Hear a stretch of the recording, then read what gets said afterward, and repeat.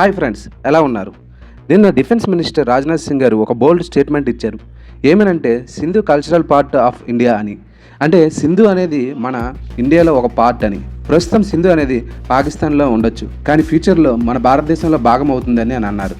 ఆయన ఎందుకు అన్నారు, అసలు ఏం జరిగింది?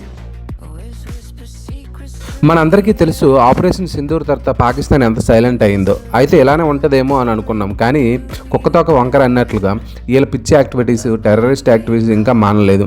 అయితే లెఫ్టినెంట్ జనరల్ మనోజ్ కుమార్ నన్ను ఏమన్నారంటే, ఆపరేషన్ సింధులో భాగంగా ఒక ప్రాంతాన్ని మేము ఆక్యుపై చేయబోతున్నాము అని అన్నారు.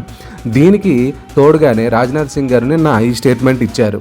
అదేవిధంగా 1947, 48, 1965, 71, 99 కార్గిల్ వారు, ఇలా ఎన్ని వార్లు జరిగినా పాకిస్తాన్ ఓడిపోయినా పాకిస్తాన్ మాత్రం మేమే గెలిచామని ఇంటర్నేషనల్ డీప్ స్టేట్ వాడి, అంటే ఇతర వార్తల్లో అబద్ధం చెప్పుకుంటూ బతికేస్తుంది.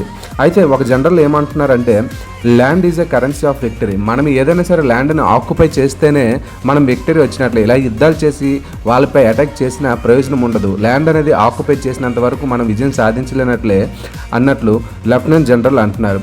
ఇప్పుడు రష్యా చూడండి, ఉక్రెయిన్పై ఏ విధంగా చేస్తుందో. ఈ విధంగా మనం చేసేటట్టే ఉంటే అప్పుడు పాకిస్తాన్కి ఒక బుద్ధి వస్తుంది అనే ఉద్దేశంతో సింధుని మన భారత భూభాగంలో భాగం చేయాలని అనుకుంటున్నారు.